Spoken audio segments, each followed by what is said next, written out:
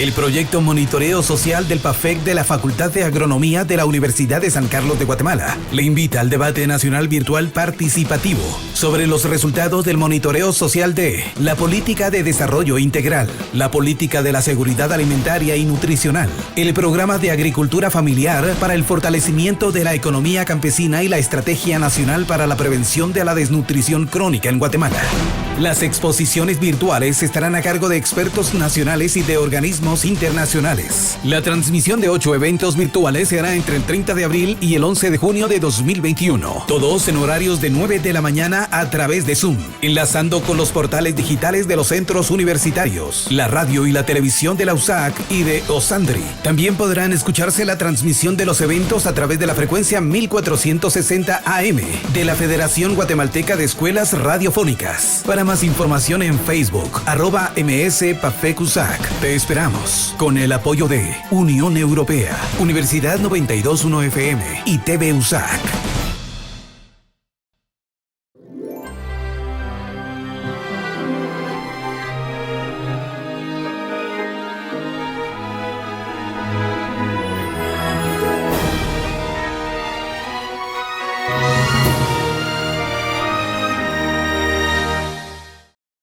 Coronavirus, la pandemia. ¿Cuáles son los síntomas? ¿Cómo se transmite?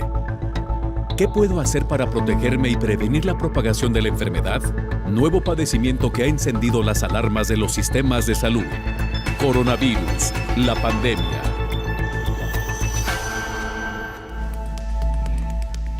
¿Qué tal? ¿Cómo le va? Bienvenido a este programa especial de Coronavirus, la pandemia. Le recordamos que este programa es una producción de la Universidad de Guadalajara que se transmite desde el foro de Canal 44, la señal de todos, y que llega a México y América Latina gracias a la señal de las televisoras públicas que se suman a esta emisión. Sin duda alguna ha sido una gran experiencia, una grata experiencia poder estar en contacto con nuestra audiencia en varios países de América Latina, seguir, por supuesto, lo que sucede en cada uno de estos países. Al final de cuentas, este ha sido un aprendizaje para todos y por supuesto que a través de este programa podemos aprender de lo que está ocurriendo en otras entidades y en otros países, por supuesto. Le queremos recordar también las formas de hacer contacto a través de @Canal 44 TV en Twitter y Facebook o a través de WhatsApp en el 33 22 42 06 90. Antes de iniciar, saludamos a nuestra audiencia en Radio Universidad de Guadalajara y les queremos invitar para que se queden con nosotros a lo largo de la siguiente hora, por supuesto también participando con sus comentarios y opiniones. Hoy dedicaremos el programa a hablar sobre lo que ha ocurrido a casi año y medio de esta pandemia, sobre todo y particularmente sobre el abordaje científico médico para la atención de pacientes con COVID-19. El paciente con COVID-19 prolongado y aún después de los síntomas deberá estar bajo observación especializada para prevenir daños. Ante la emergencia sanitaria que vive el planeta, el personal médico especialista en medicina intensiva y el de enfermería que trabaja en ciudades de cuidados intensivos, trabaja en áreas de cuidados intensivos, han abordado la gestión de la crisis desde diversos ángulos. También le contaremos que la Sociedad Chilena de Medicina Intensiva ha elaborado ya varias recomendaciones para el manejo de la insuficiencia respiratoria aguda en pacientes con neumonía por COVID-19. Y un estudio mexicano muestra que pacientes hospitalizados por COVID tratados con Remdesivir tienen 68% de mayores probabilidades de mejorar y el resto menor riesgo de progresión a la gravedad. Dejemos que sea nuestra compañera Isaura López Villalobos quien nos ponga en contexto. A unos días de que la pandemia llegue al año y medio de su surgimiento, pero ahora con más conocimiento científico-médico de lo que ha sido su trayectoria y los diversos daños a la salud que ocasiona al individuo, se evalúa el tipo de abordaje que debe tener el paciente que enferma. Desde la declaración de la emergencia de salud pública de importancia internacional por la COVID-19 por parte de la Organización Mundial de la Salud, se dieron a conocer varias guías para el cuidado, atención y seguimiento de los pacientes graves, como son guías sobre ética de asignación de recursos, proceso de triage con criterios de ingreso y egreso de unidades de cuidados críticos y atención paliativa durante la pandemia, así como proporcionar a los trabajadores de la salud e instituciones sanitarias un marco de actuación con bases éticas que coadyuve en la toma de decisión sobre los dilemas que se presentan en la atención de pacientes críticos afectados por COVID-19. En contextos de escasez, limitación de recursos y de alta demanda de insumos y atención médica.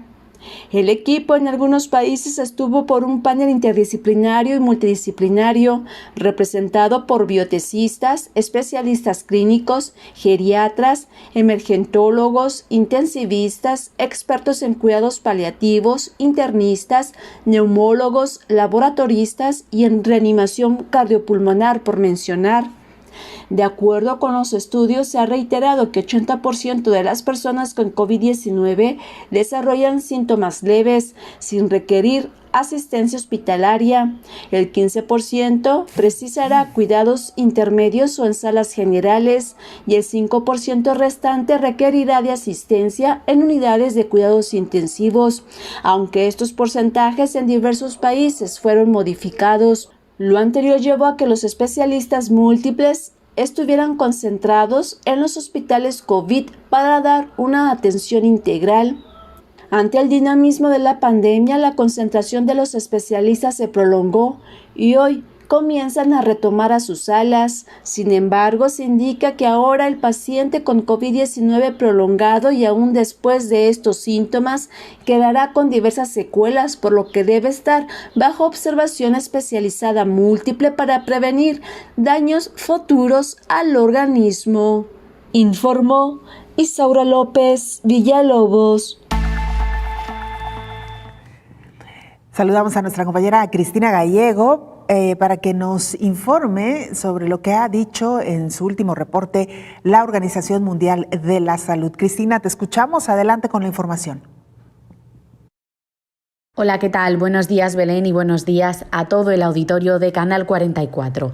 Los contagios de COVID-19 mundiales rozan los 168 millones, mientras que el número de muertes oficiales se sitúa en las 3.400.000 desde que comenzó la pandemia, aunque la Organización Mundial de la Salud ya ha advertido de que estiman que la cantidad real sea mucho mayor. Los casos globales de COVID-19 bajaron la semana pasada un 14% con respecto al anterior, aunque el número de fallecimientos no desciende a tanta velocidad, con una caída del 2%. Sin embargo, en América, África, Oriente Medio y Asia Oriental, los números siguen en ligero aumento o estable, según los datos semanales de la OMS. La organización con sede en Ginebra ha insistido en que la incidencia sigue siendo alta y que muchos países, entre ellos algunos latinoamericanos, están registrando aumentos importantes. El sur de Asia registró la semana pasada 2 millones de contagios y sigue siendo la región más afectada, aunque la India y Nepal parecen haber alcanzado ya su pico de contagios y haber empezado a descender. En el sur de Asia, región en la que viven más de la cuarta parte de los niños del mundo, muere una persona de COVID cada 17 segundos y se teme que aumenten gravemente los fallecimientos de menores y sus madres por esta u otras causas, según ha informado UNICEF. En Asia Meridional, durante la primera hora de la pandemia, murieron alrededor de 228.000 niños y 11.000 madres debido a las perturbaciones en servicios esenciales de salud, tales como vacunaciones rutinarias, cuidados durante el embarazo o el parto o tratamientos de neumonía y malnutrición. UNICEF ha alertado de que la ola de la pandemia actual en la región es 4 veces mayor que la primera, por lo que las consecuencias en la infancia y la maternidad podrían ser aún más devastadoras. Por otro lado, la Asociación Internacional del Transporte Aéreo ha alertado sobre un posible caos en los aeropuertos si no se implementan pronto los certificados digitales con información de pruebas y vacunas de cada pasajero, ya que el papeleo actual está causando esperas de hasta 3 horas. Según las estimaciones de la asociación, con un tráfico aéreo habitual, el volumen de pasajeros que había antes de la pandemia, los procesos podrían producir esperas de hasta 8 horas por viaje. Reportó desde Ginebra Cristina Gallego para el programa Coronavirus, la pandemia. Muchas gracias, Cristina, por esta información. Se lo adelantábamos ya en titulares. El uso de Remdesivir ha sido sin duda uno de los más polémicos. Sin embargo, hay algunas pruebas en las que señalan que este medicamento está dando buenos resultados en el tratamiento de pacientes con COVID-19. Los pacientes hospitalizados por COVID-19 tratados con Remdesivir tienen 68% mayor probabilidad de mejora de la enfermedad y un 57% de los casos a quienes se les aplicó el medicamento tienen menor riesgo de progresión a la gravedad en comparación con los casos que no son tratados con el fármaco. La secretaria de Salud, Oliva López Arellano, informó que los resultados parciales sobre el tratamiento con Remdesivir en la evolución clínica únicamente de casos hospitalizados por COVID-19 indican que el mayor beneficio se obtiene al utilizarlo en pacientes que tienen menos de 10 días de evolución de síntomas y que cuentan además con una combinación o tratamiento conjunto con dexametasona o un equivalente. Está indicado en pacientes en casos severos y moderados, con beneficio demostrado de reducir el tiempo y abonar a la recuperación.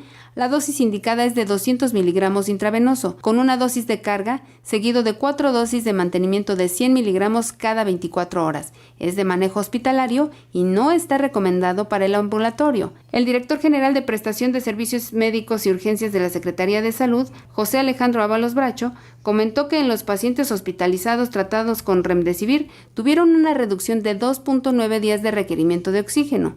Tienen 68% mayor probabilidad de mejora de la enfermedad y 57% tienen menor riesgo de progresión a la gravedad comparados con los no tratados. Este análisis está basado en una muestra poblacional de 1.174 pacientes, de los cuales 571 fueron tratados con Remdesivir y 603 sin el fármaco. Con ello se obtuvo que el 18.4% de los tratados con Remdesivir progresaron a la gravedad y un 37.6% de los no tratados con el fármaco progresaron a la gravedad, lo que significa una diferencia de 19.2%, informó Elizabeth Ortiz. Y una investigación de la pandemia en Brasil se centra en debate sobre otro de los tratamientos que se han utilizado, la cloroquina. La comisión del Senado que investiga la gestión de la pandemia en Brasil se sumergió en debates sobre la cloroquina promocionada por el gobierno de Jair Bolsonaro y defendida con énfasis por una funcionaria del Ministerio de Salud. El grupo parlamentario que intenta determinar si el gobierno ha tenido responsabilidad en el agravamiento de la crisis causada por la COVID-19 que ya deja 450.000 muertos en el país, escuchó a la secretaria de Trabajo y Educación del Ministerio de Salud, Mayra Pinheiro, una de las promotoras del dudoso fármaco en ese despacho. La funcionaria, conocida como Capitana Cloroquina por su firme defensa de ese producto, insistió en sus argumentos pese a que la comunidad científica no certifica su eficacia contra la COVID-19, lo que generó un denso debate político en la comisión.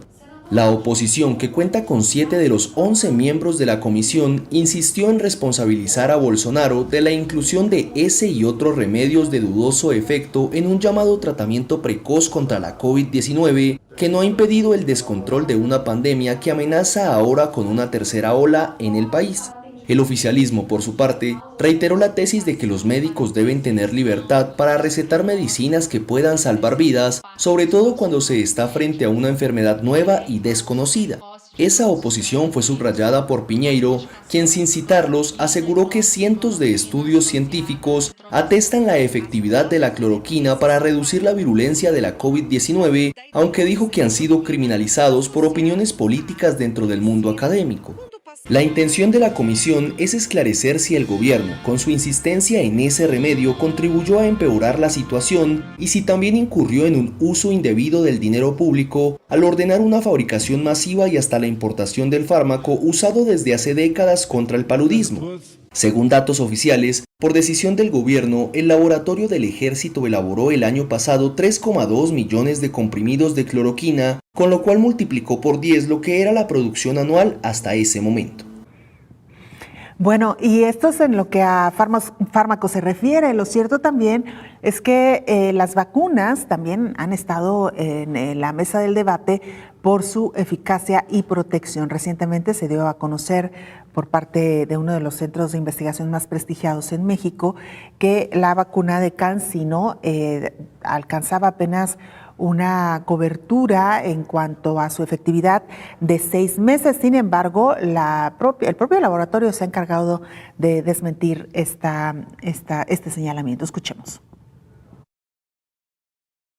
Luego de la información que circulara en todo el mundo respecto a que la vacuna unidosis de CanSino requeriría de una inyección de refuerzo, la farmacéutica aclaró que la efectividad de su vacuna contra la COVID-19 no se pierde 6 meses después de su aplicación. La farmacéutica apuntó que fue un error de comunicación provocado por la información que se dio a participantes del ensayo de fase 3 realizado en México. CanSino explicó que como parte de un retoque al protocolo, decidió proceder con la aplicación de una segunda dosis a todos los participantes del ensayo, incluyendo a quienes recibieron el biológico como los que recibieron el placebo. El objetivo es analizar los posibles beneficios que una segunda dosis de refuerzo podría traer a la vacuna. Sin embargo, erróneamente se les comunicó a algunos participantes que la eficacia de la vacuna disminuye después de 6 meses. La farmacéutica recordó que todas las vacunas contra el nuevo coronavirus siguen en desarrollo y, por lo tanto, no hay certeza sobre cuánto dura su efectividad, pero de lo que sí están seguros, detalla el comunicado, es que todas y cada una de las vacunas tendrán que ser reforzadas. La empresa añadió que todavía no se sabe cuándo se aplicará ese refuerzo, pero se informará la fecha en cuanto se tengan los datos necesarios. Reiteró que las personas vacunadas con la dosis de CanSino están protegidas de desarrollar una versión grave de la COVID, así como hospitalizaciones y muerte, informó Rocío López Fonseca.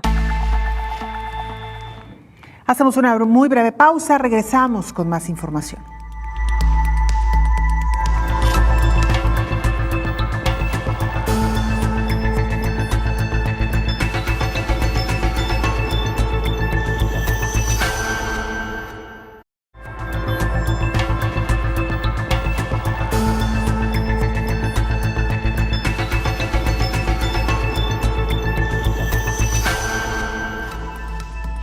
Estamos de regreso en este programa especial de coronavirus, la pandemia. Le recordamos las formas de hacer contacto. Para nosotros es muy importante recibir sus comentarios, sus opiniones y por supuesto también sus preguntas. @Canal 44 TV en Twitter y Facebook. Nos puede mandar mensajes también a través de WhatsApp al 33 22 42 06 90. Y mire, un estudio detecta el síndrome post-COVID incluso en personas con síntomas leves al inicio de esta infección. Investigadores analizaron a un grupo de 958 pacientes con infección confirmada por SARS-CoV-2 para detectar síntomas a largo plazo y los anticuerpos. Identificaron la falta total del olfato, la pérdida del gusto y dificultad para respirar como los síntomas persistentes más comunes hasta 4 y 7 meses posteriores a la infección en casos leves o hasta asintomáticos. Se trata del estudio realizado por especialistas del Hospital Universitario de Colonia en Alemania. El estudio detalla que los síntomas más comunes al inicio de la enfermedad fueron tos en el 64% de los casos, pérdida del gusto 59%, pérdida del olfato 54%, dolores corporales 53%, dolores de cabeza 53% y fiebre en 44% de los casos. El 4.5% de los pacientes que contrajeron la COVID eran inicialmente asintomáticos, señalaron los investigadores en el documento publicado en la revista The Lancet. Dado que hasta el 81% de todos los pacientes infectados con SARS-CoV-2 presentan una enfermedad leve, se puede esperar que el síndrome post-COVID afecte a un número mayor de personas de lo que se suponía inicialmente, lo cual plantea importantes desafíos médicos, sociales y económicos, advirtieron, informó Elizabeth Ortiz. Vamos a China con nuestro compañero Javier Triana, corresponsal de la agencia EFE. Adelante, Javier, con la información. Hola, ¿qué tal? Buenos días, Belén. Buenos días a todo el auditorio de Canal 44. Ya son más de 500 millones las dosis que China ha inoculado en el país, más de 510 millones para ser exactos. En estos momentos, y en especial a tenor de los pequeños rebrotes registrados en varias provincias del país, Pekín ha redoblado esfuerzos para vacunar a su población. En algunos casos, el país asiático está tratando de incentivar a sus ciudadanos a que se inmunicen contra la COVID regalándoles alimentos, ya que China ha mantenido en general la situación bajo control desde hace más de un año y muchos ciudadanos no ven la necesidad de vacunarse. Ha habido rebrotes esporádicos en varias partes del territorio, pero la respuesta siempre ha sido expeditiva, con cuarentenas selectivas, restricción de los desplazamientos y campañas masivas de analíticas que han servido para asfixiar la diseminación del virus. Entre las vacunas que se están usando, la de la farmacéutica Sinopharm, el primero de los antígenos chinos en obtener luz verde por parte de la Organización Mundial de la Salud. También la vacuna desarrollada por Sinovac, que también se está usando en Hong Kong o en Turquía, por ejemplo, pero ambas son de 2 dosis, a diferencia de la de CanSino, de una sola dosis. Desde principios de este mes, China ha empezado a inyectarla a las poblaciones de varias ciudades del este del país, entre ellas Pekín y Shanghái.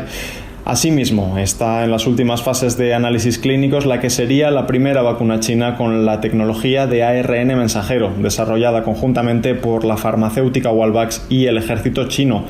Al otro lado del estrecho de Taiwán, sin embargo, el panorama ahora mismo es muy distinto, ya que en apenas 3 semanas Taiwán ha visto cómo sus contagios se triplicaban. Todo esto a pesar de que había sido uno de los países que mejor había gestionado la pandemia hasta la fecha. Las cifras publicadas este lunes muestran que es el 8º día consecutivo en el que Taiwán registra más de 300 nuevos contagiados diarios, y para tratar de evitar la propagación del virus, desde esta semana los bares y restaurantes en Taipei solo podrán ofrecer alimentos para llevar o reparto a domicilio. Reportó desde China para el programa Coronavirus la Pandemia, Javier Triana. Muchas gracias, Javier. Interesante esto que nos cuenta el corresponsal de la agencia EFE respecto a la primera vacuna que fabricaría China, que tiene como plataforma el ARN mensajero, esta, plataforma sin duda alguna novedosa y que ha echado mano de la tecnología precisamente para el desarrollo de la vacuna. A la Organización Panamericana de la Salud le preocupa el estancamiento de casos de COVID y muertes a niveles alarmantemente altos. La semana pasada, 4 de cada 5 países que reportaron el mayor número de casos de COVID-19 están en la región de las Américas. Además, naciones de esta zona reportaron las 5 tasas de mortalidad más altas del mundo, advirtió la directora de la Organización Panamericana de la Salud, Carissa Etienne. La Organización Mundial de la Salud señaló que las víctimas de COVID no se han registrado seriamente. Al respecto, Etienne comentó que es preocupante que la mitad de las muertes hayan ocurrido justamente en las Américas, lo cual demuestra el enorme impacto que esta pandemia ha tenido en la región.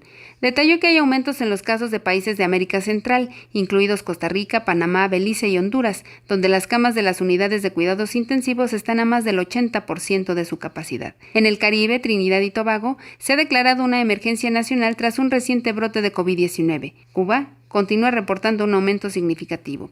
También preocupan las tendencias crecientes en las hospitalizaciones en Haití. Por otro lado, en América del Sur, las nuevas infecciones han bajado en Chile, Perú y Paraguay. Pero Uruguay, Argentina y Brasil, después de experimentar avances durante varias semanas, vuelven a tener un aumento de casos, informó Elizabeth Ortiz. Y mire, a casi 1 año y medio de la pandemia, ahora el abordaje científico-médico para la atención de pacientes críticos por COVID-19 es distinto de cuando inició esta pandemia.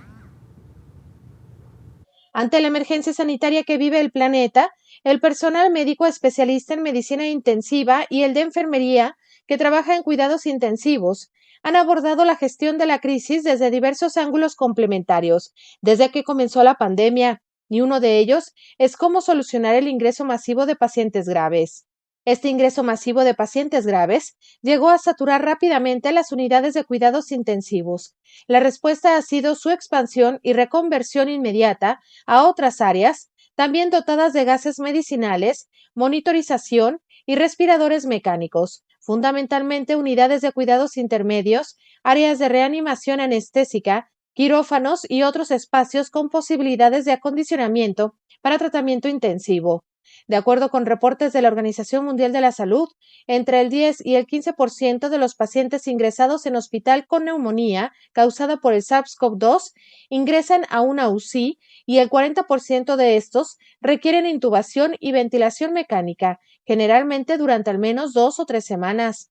Entre los principales retos y dificultades que han enfrentado el personal médico y de enfermería está identificar los casos más críticos de insuficiencia respiratoria, seguir protocolos de intubación y ventilación mecánica y evitar contagios entre los profesionales de la salud, informó Rocío López Fonseca. Y Tailandia detecta 15 casos de la variante india de COVID-19. Tailandia detecta 15 casos con la variante india de la COVID-19, la más infecciosa según los expertos, en un campamento para trabajadores de la construcción en Bangkok. Los trabajadores permanecen ingresados en un hospital, mientras han desplegado equipos para tratar de aislar y contener este foco en el norte de la capital. La situación en los campamentos de trabajadores de la construcción supone una seria preocupación debido a los compactos dormitorios donde habitan y las escasas medidas de sanidad que tienen estos lugares. Otro de los focos más importantes del país se encuentra en las cárceles, donde los presos tienen la obligatoriedad de dormir con las mascarillas.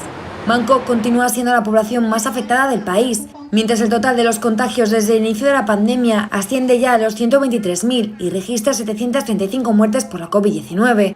Tailandia comenzó a vacunar el pasado febrero, pero hasta la fecha se ha inoculado a cerca de 1 millón de personas con la pauta completa. El país se ha visto obligado a implementar varias medidas, como el cierre de colegios, parques, bares y establecimientos de ocio nocturno para tratar de controlar este rebrote. Bueno, pues ahí tiene usted lamentablemente esta variante que ha preocupado sin duda alguna al mundo por considerarla altamente contagiosa. Saludamos en esta mesa de trabajo al infectólogo Héctor Raúl Pérez Gómez. Doctor, bienvenido. Gracias. Hola, Belén. Como siempre Qué por gusto acompañarnos. saludarte. Buen día. Doctor, nos quedan unos minutos para irnos a la pausa, pero tiempo suficiente para hacer una introducción muy general sobre el tema que hoy nos ocupa y que tiene que ver con lo que ha pasado a lo largo de casi año y medio de pandemia respecto a los tratamientos para pacientes. Vaya que hemos visto de todo, lamentablemente hasta ahora, sin todavía un fármaco creado exprofesamente para COVID. Pues efectivamente, Belén, ha sido difícil el encontrar un medicamento altamente eficaz, específico y además seguro para el manejo de estos pacientes. Afortunadamente, en el caso de pacientes graves, los esquemas de tratamiento, que no son solamente antivirales, sino la combinación de antivirales con antiinflamatorios esteroideos o corticoides, la utilización de fármacos anticoagulantes como parte del esquema cuando se advierte que el paciente está en un estado procoagulatorio, y las medidas de soporte en los pacientes graves y críticos es lo que de alguna manera ha logrado reducir la letalidad por COVID-19, pero quisiéramos tener, al igual que en su momento tuvimos para la influenza, un medicamento como oseltamivir. Por ahora no tenemos un fármaco de estas características contra COVID-19. Hay promisoriamente resultados alentadores en cuanto al uso de anticuerpos monoclonales en contra de SARS-CoV-2, en contra del virus responsable de COVID-19. Son, desde mi punto de vista, los medicamentos que están en este momento en estudio, en fase 3, que han mostrado resultados más promisorios y que en pacientes con enfermedad moderada han mostrado buenos resultados. Estamos por encontrarnos con las publicaciones científicas al respecto y diría que son los fármacos que llevan la delantera en cuanto a resultados clínicos. ¿Nos cuenta un poquito más sobre estos medicamentos, Belén. doctor? Claro que sí. Después de la pausa, regresamos.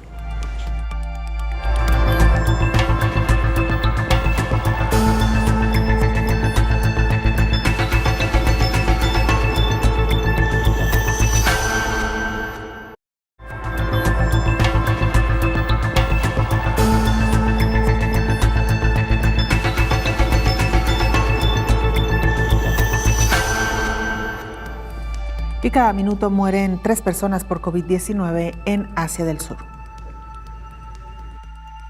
Los países de Asia del Sur están experimentando una nueva y mortal oleada de COVID-19, alertó el Fondo de la ONU para la Infancia, UNICEF.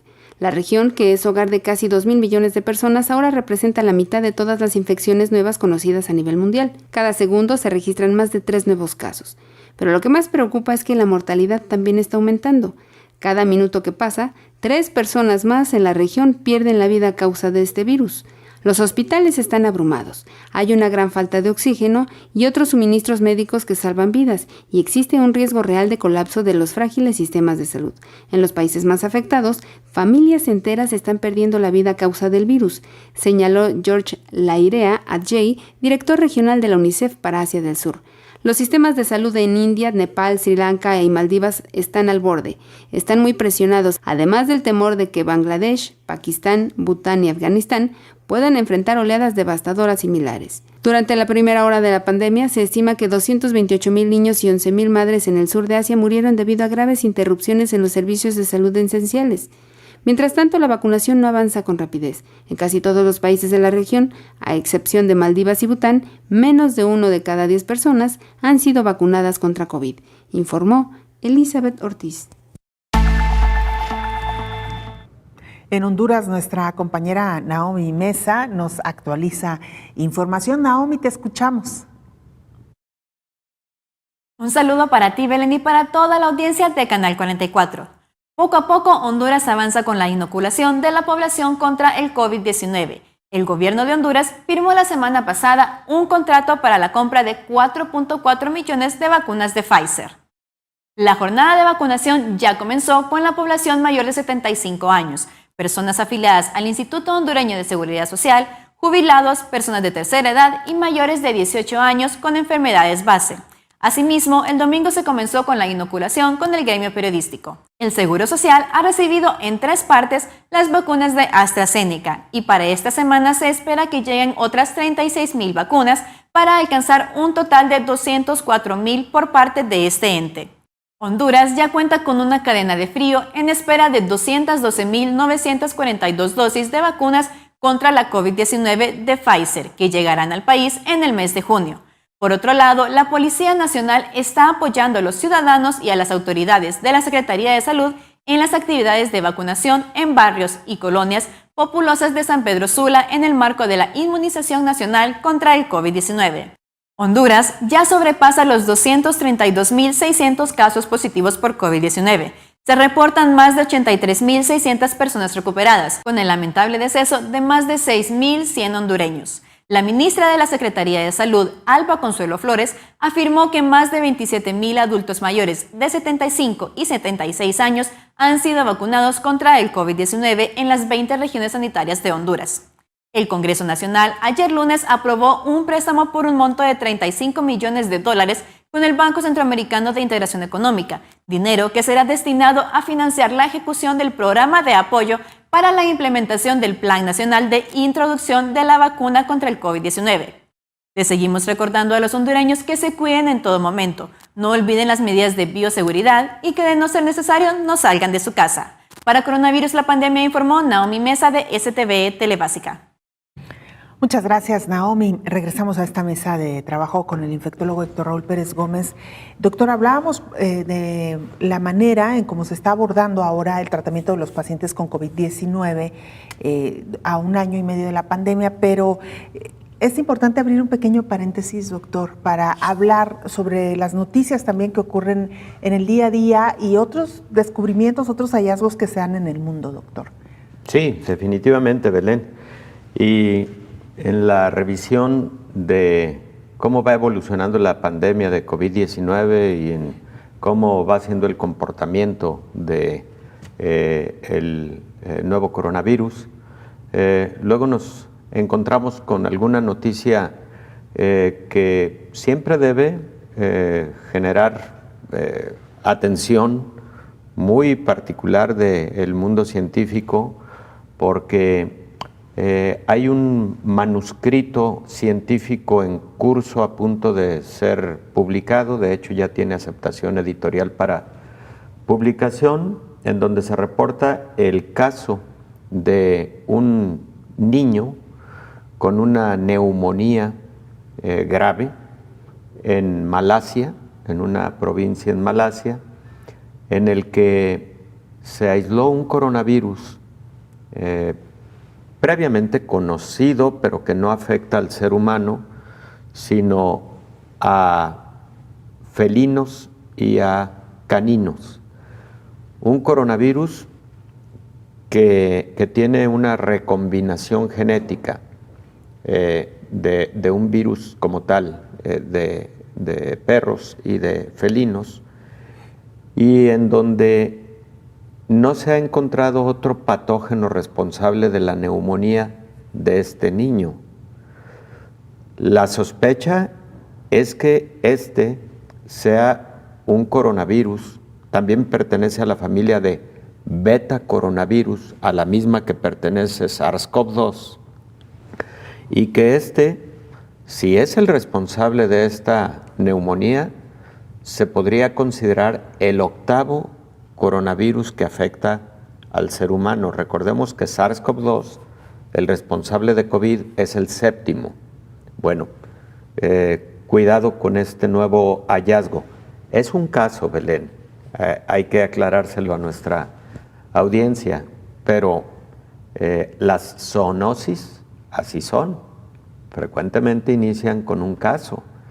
COVID-19 inició con un caso.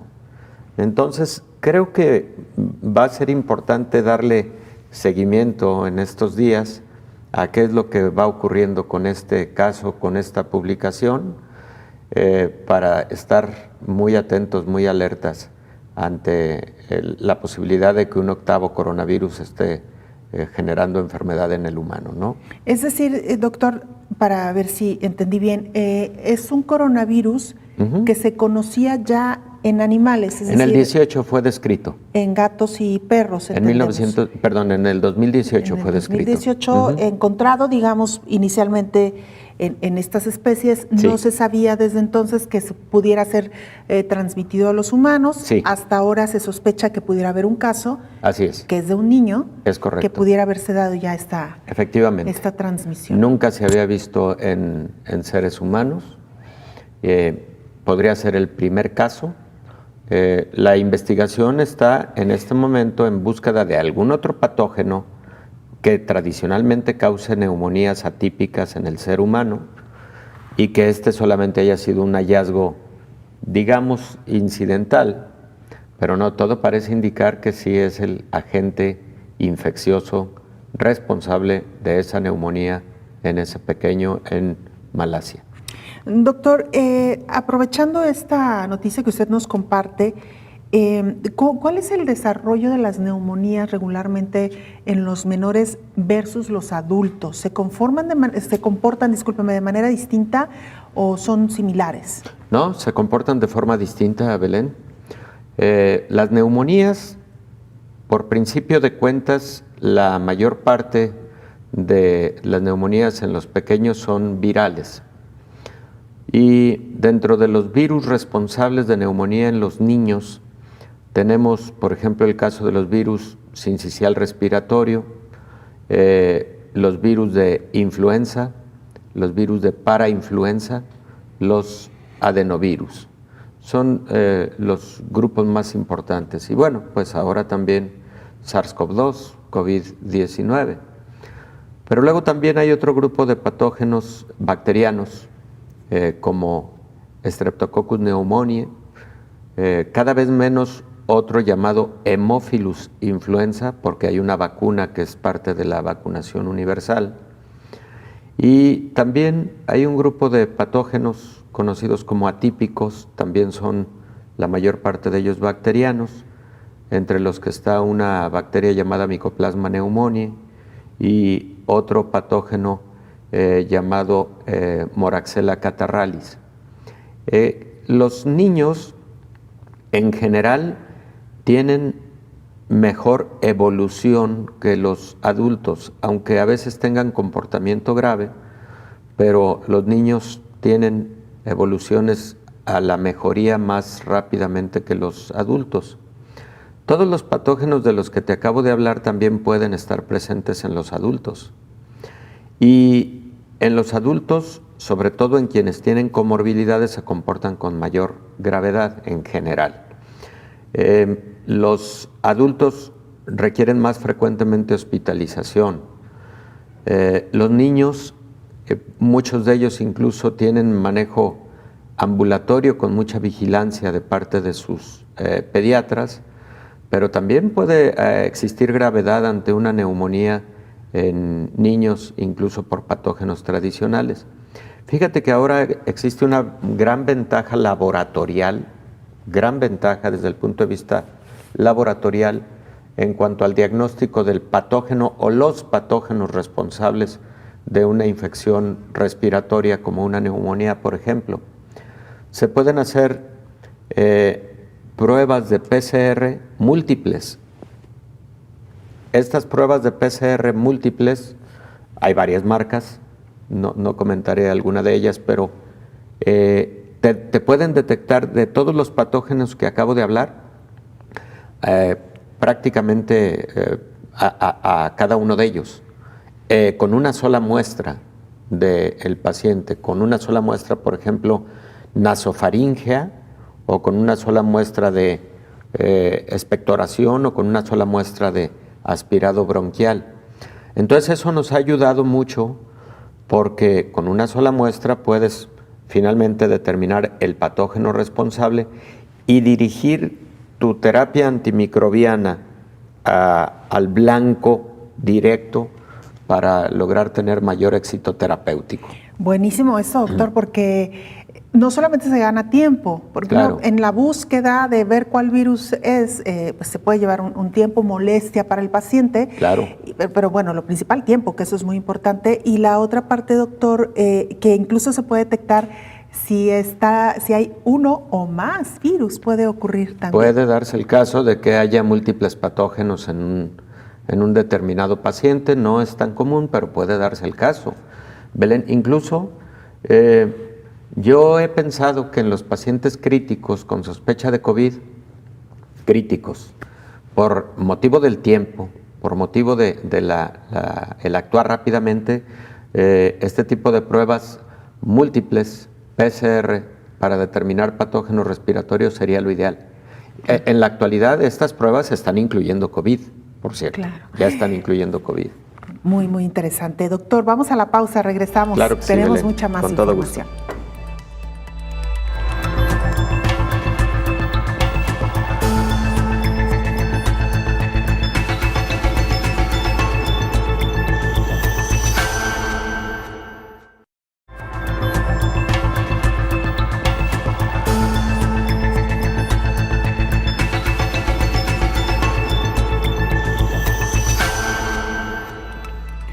El tema que hoy nos ocupa tiene que ver con el tratamiento, el abordaje médico-científico de los pacientes con COVID-19 a año y medio de esta pandemia. Y mire, emiten algunas recomendaciones precisamente para el manejo de estos pacientes. La Sociedad Chilena de Medicina Intensiva ha elaborado varias recomendaciones para el manejo de la insuficiencia respiratoria aguda en pacientes con neumonía por COVID, y es que los pacientes críticos que requieren sedación profunda y bloqueo neuromuscular requieren un abordaje que combine la evaluación clínica y la monitorización objetiva con dispositivos monitores de sedación. Para facilitar la función respiratoria en casos severos de COVID-19, los equipos médicos recurren a la terapia de ventilación mecánica, lo que implica el uso de sedantes y analgésicos, por lo que mantener un óptimo control de estos disminuye complicaciones y aumenta la posibilidad de una mejor evolución. Los pacientes ventilados, entre más tiempo pasan en esta condición, una vez que se les quita la sedación, pueden experimentar delirium, un desorden donde la esfera neurocognitiva expresa una disfunción cerebral aguda con un cambio fluctuante en el estado mental de base, presentando un deterioro de la atención, pensamiento desorganizado y o alteración de la conciencia. El delirium es muy frecuente en los pacientes críticos en ventilación mecánica, no solo en pacientes recuperados de COVID-19. Es una condición que se puede presentar entre el 50% y 80% de las personas ventiladas, por lo que algunos médicos prefieren otras estrategias para minimizar esta complicación, como usar los sedantes en dosis justas, tratando de evitar o minimizar la sobresedación, entre otras técnicas para disminuir en lo posible la sedación profunda para así evitar esta condición, informó Rocío López Fonseca.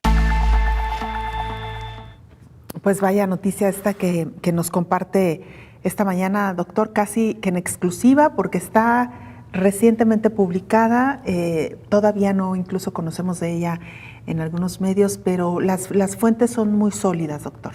Las fuentes son muy sólidas, sí, lo está publicando la Universidad de Oxford para la Infectious Diseases Society of America, que pues es una de las sociedades más relevantes en enfermedades infecciosas a nivel mundial, y aun cuando se debe ver como un hallazgo preliminar,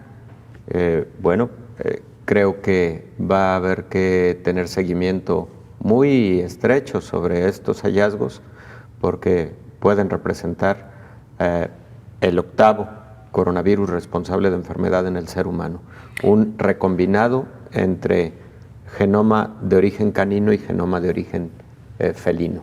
Doctor, que tratando de adelantarnos un poquito y solamente para vislumbrar posibilidades, pues se trata de dos especies muy comunes, que de alta convivencia con el humano. No es un pangolín, no es un murciélago, bueno, incluso hasta ni podríamos decir de los pollos, que están en su mayoría congregados en granjas.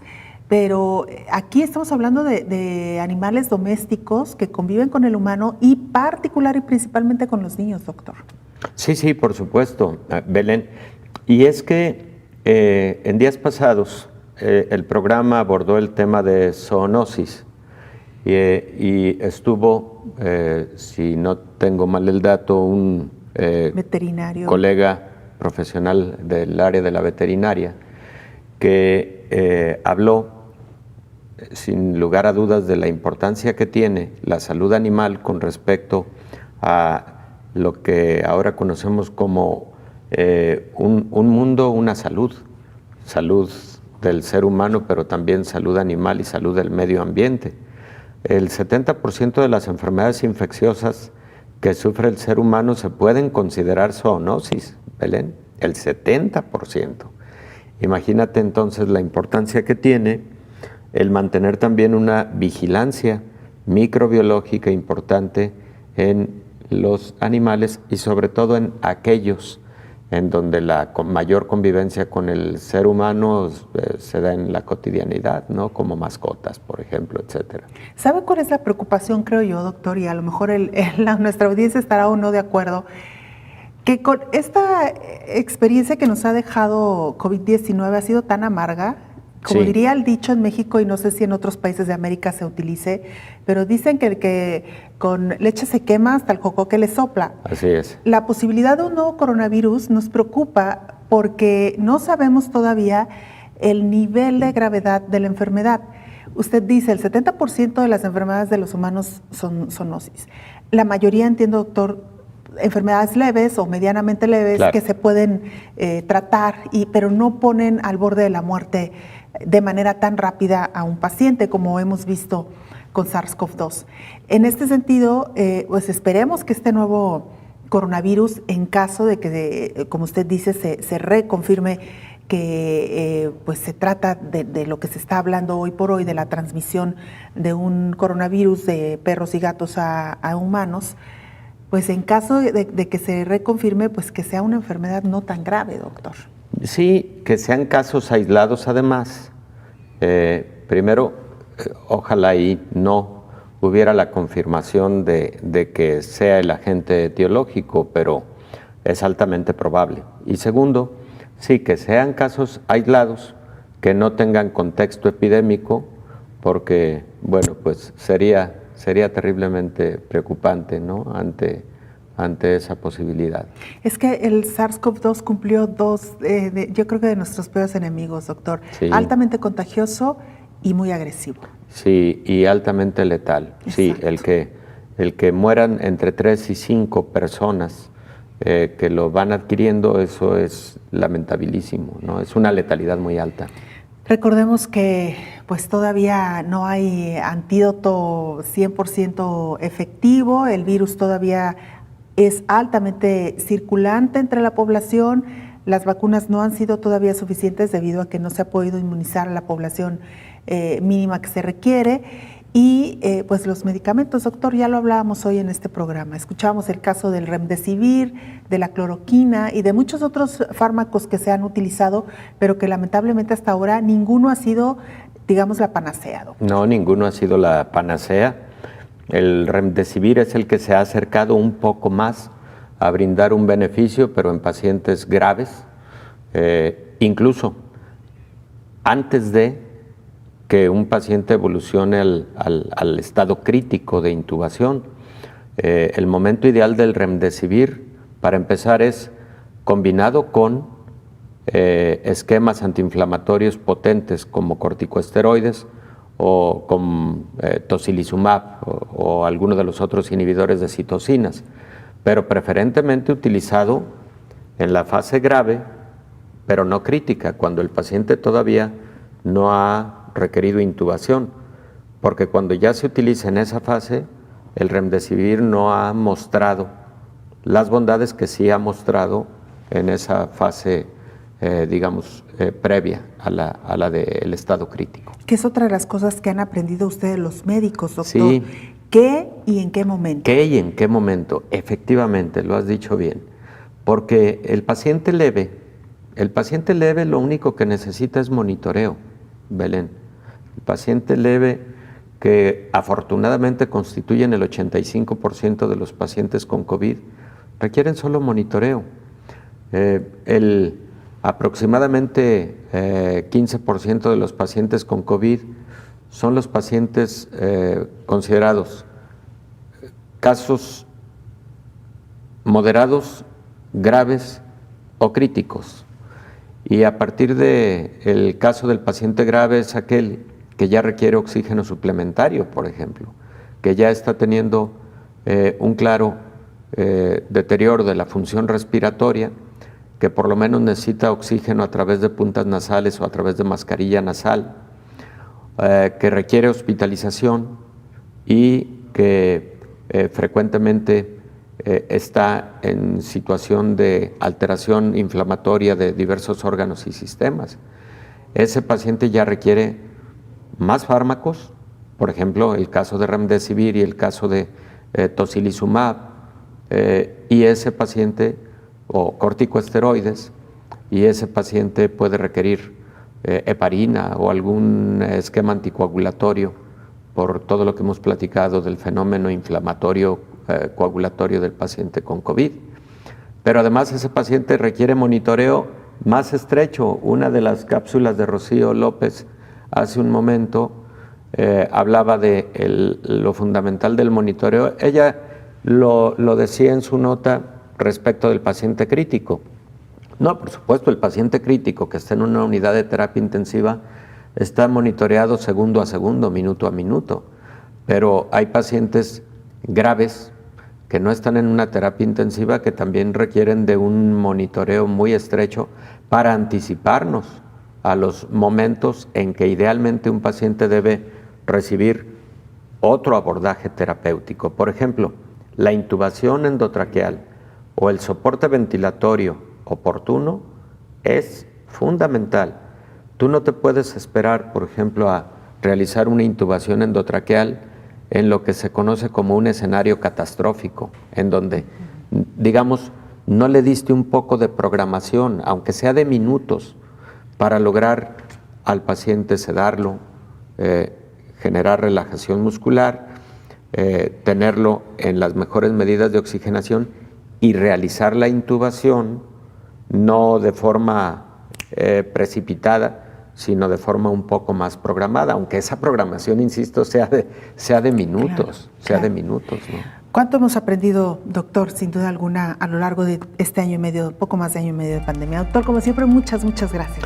Gracias a ti, Belén, gracias siempre. Y nos queda pendiente hablar de los anticuerpos monoclonales, que en mi opinión sí están resultando ser muy valiosos en fases un poco más tempranas de la enfermedad. Mañana lo abordamos, claro, doctor. Que sí, invitamos a nuestra audiencia porque sin duda alguna es todo un tema. Nos vamos, gracias por habernos acompañado.